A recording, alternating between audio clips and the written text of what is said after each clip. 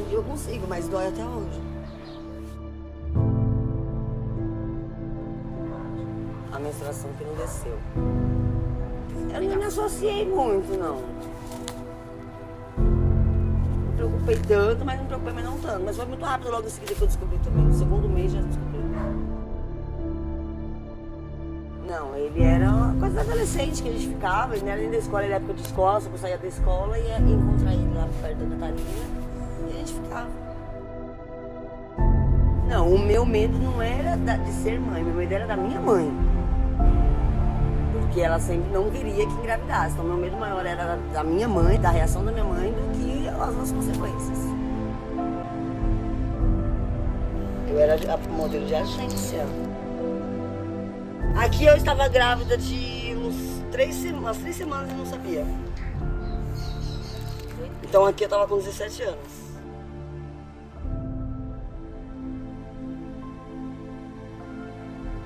Qual foi o sentimento? Desespero. E arrependimento.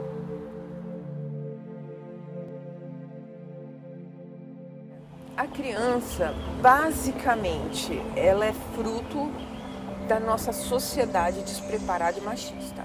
Então, vai motivada pelo romantismo até de ter alguém que dá um mínimo de afeto, coisa que ela não conhece. A menina de 15 a 18 anos, ela já está com um corpo preparado, mas ela não está preparada para a segunda fase dessa gestação, que é ter que amamentar, que é ter o seu corpo todo deformado. Ela ainda é uma criança que quer correr, brincar, e isso na gravidez é algo problemático. Você pode manter suas atividades, mas o risco de uma queda é algo a ser considerado, sendo que o ideal biologicamente e da parte cognitiva seria uma mulher engravidar a partir dos 20 anos. Tinha, eu tentava tomar remédio e tentava usar camisinha, só que a minha mãe jogava fora. Toda vez que ela pegava na mochila. Sim, porque minha mãe é da igreja, então assim, eu tenho que me guardar, casar, pra depois ter relações sexuais, entendeu? Ela nunca te orientou, então? Não, essa questão, até hoje essas questões sexuais não dá pra conversar com a minha mãe. Ela é bem cabeça fechada pra esses assuntos. As coisas atrás, porque eu... eu escrevia. Eu tava com 7 meses nessa foto. Quando isso acontece, a pessoa, a criança, né, o adolescente, ele não tem maturidade para lidar com aquilo. E eu acredito que o acolhimento ele é necessário. Depois que aconteceu, tem que acolher.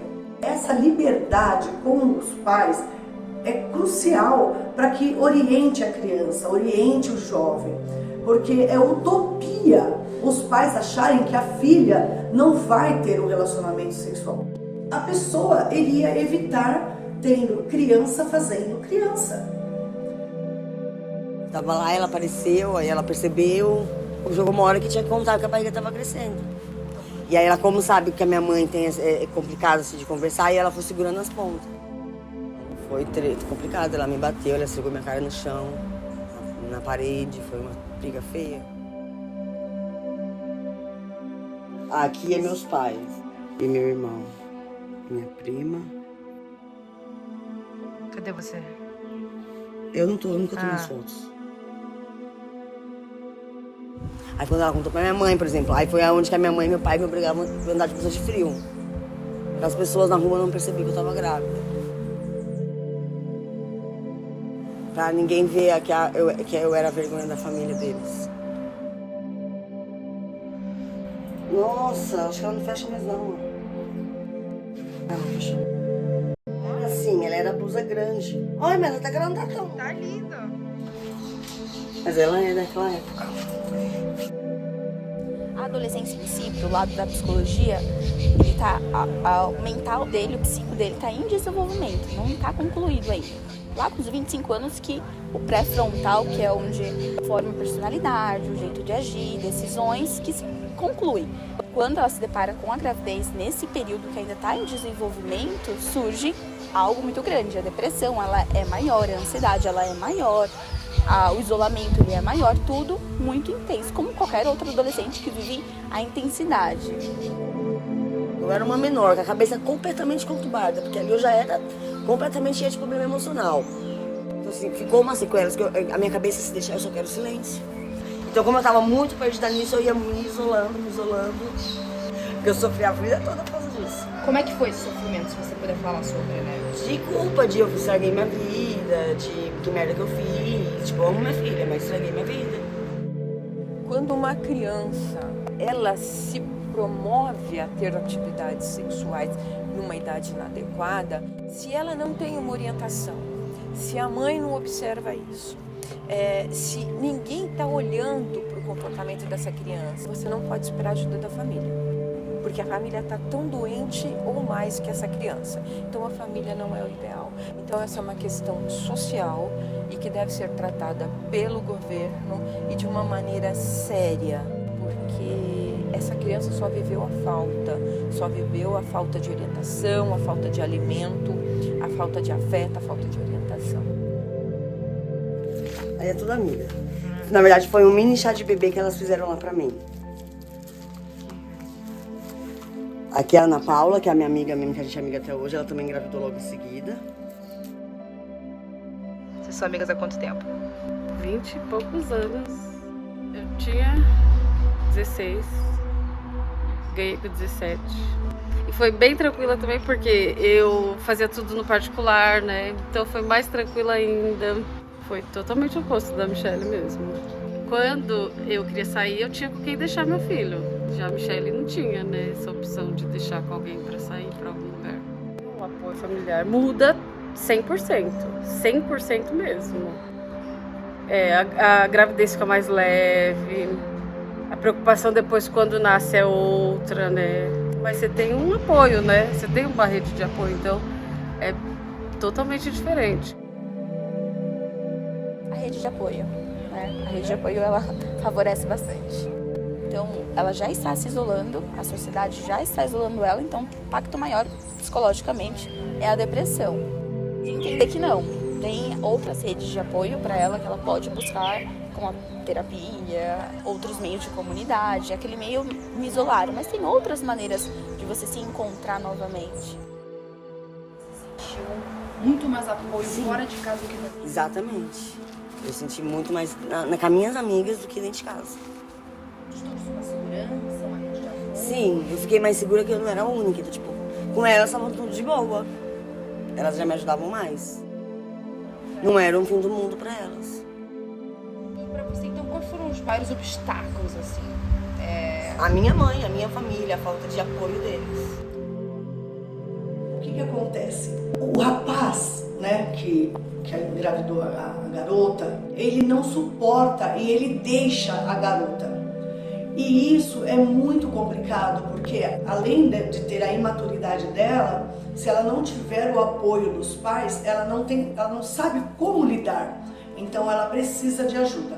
Então eu vejo que hoje, na questão jurídica, que ela poderia conseguir abrigo, seria através dessa ação de alimentos gravídicos. Ela pode ser proposta a partir do primeiro momento que a garota descobre que ela está grávida, porque o pai, propriamente dito, ele não tem condições, considerando que ele é menor de idade. Então, no caso, seria uma ação contra aquele rapaz, sendo representado ou assistido pelos pais, que vão ter que ajudar aquela garota a levar aquela gestação até o final. E a minha bolsa estourou, eu tava trabalhando e eu não sabia o que era uma bolsa estourar. Eu achei que eu tava só conseguindo segurar meu xixi, entendeu? Eu estava na lotação, inclusive. Aí eu lembro que o Mal, que era o motorista da época, falou assim pra mim: Michelle, você não tá bem, você tá branca. Quando eu cheguei na porta do meu pai, tem uma escadinha. Eu subi nessa escada e começou a descer essa água. E eu não sabia o que era. Aí eu entrei pra casa e ali eu não falei com ninguém. Tomei um banho. Ali eu passei a madrugada inteira tomando banho, que a água não parava de sair. Tipo, eu cheguei umas 5 horas da tarde. Eu fui falar com alguém da minha casa, porque eu já não tava mais aguentando, já era 2 horas da manhã. Tipo, e eu nem sabia o que era uma bolsa estourar. Eu sei que ainda nos dias de hoje existem garotas que não têm conhecimento. Agora, o que é? Falta de informação? Seria uma falta de políticas públicas para introduzir esse assunto com mais assertividade, para falar com as garotas, para que isso não ocorra? Porque eu acredito que se a gente conseguir conscientizar, a garota não vai se arriscar. faltava uma semana pra completar 8. Catou eu e meu pai, me enfiou dentro do carro e a gente correu pra poder ir pro hospital.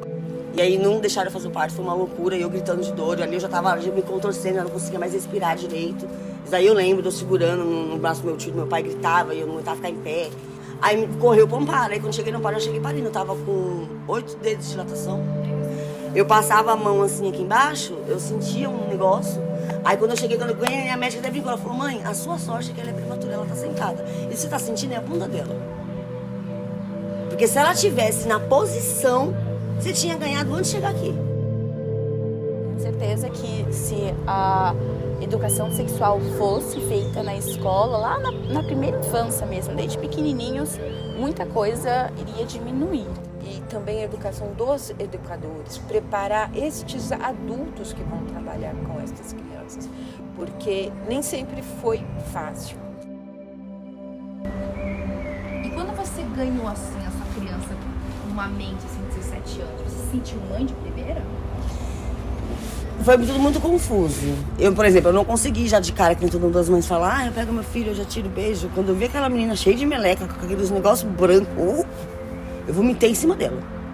Eu não consegui nem dar um beijo. Mas não por nojo da criança. E eu, como eu tava de cesárea, no dia seguinte ela ficou tomando banho de luz, porque ela era prematura. Você se sentiu mãe com 17 anos? Não. Porque eu não tinha juízo nem responsabilidade nenhuma.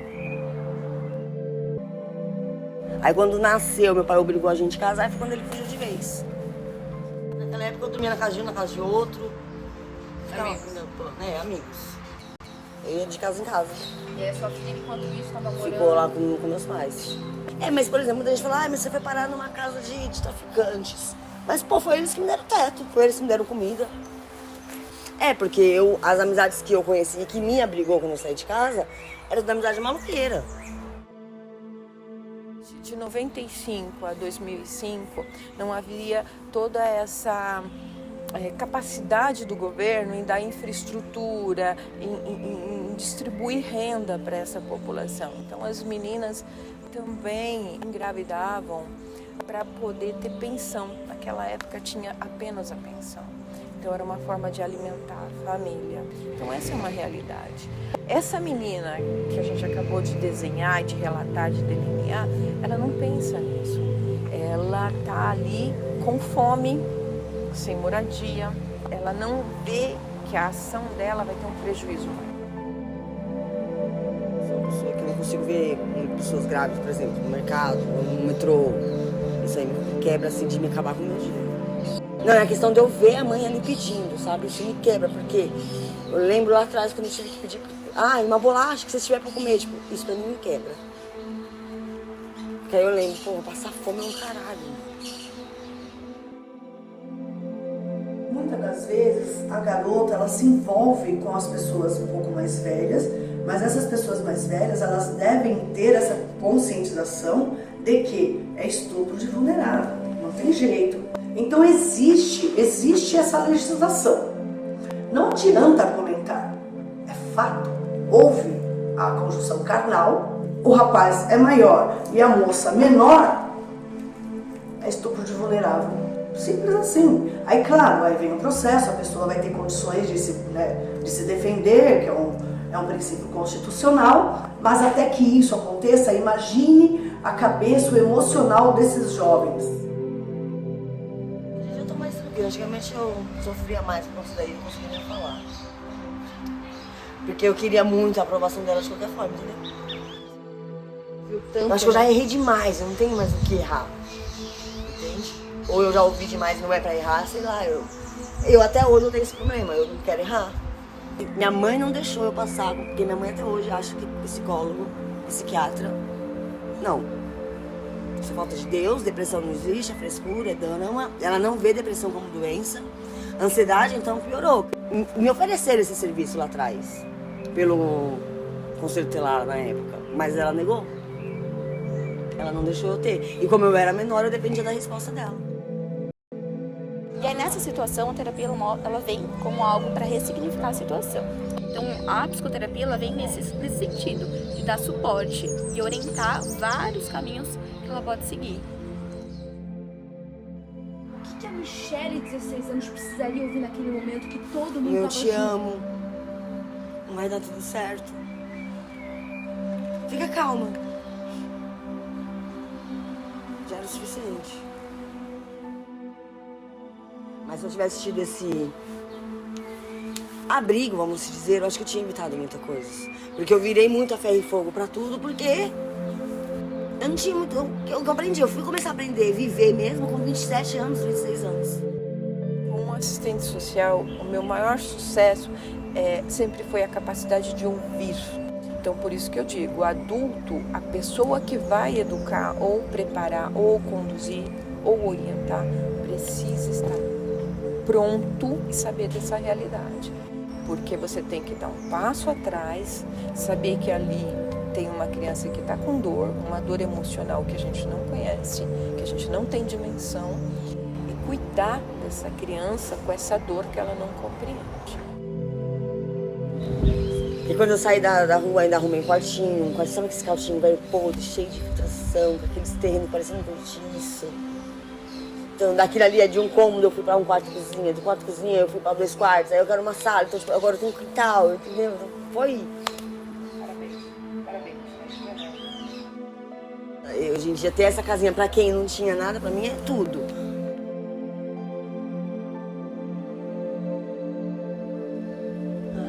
Foca em você. Foca em você, porque não vale a pena focar nos outros. Porque no fim da vida é só você. Não se importar com quem tá falando, não absorver as pessoas negativas e se afastar de tudo e todos que são negativos, independente de ter laço de sangue ou não.